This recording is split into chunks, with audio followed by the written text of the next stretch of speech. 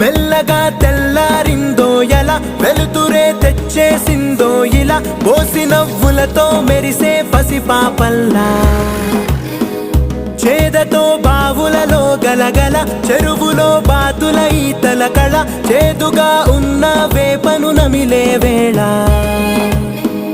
చుట్ట పొగ మంచుల్లో, చుట్టాల పిలుపుల్లో, మాటలే కలిపేస్తూ మనసారా మమతల్ని పండించి అందించు హృదయంలా. మంటలు ఆరే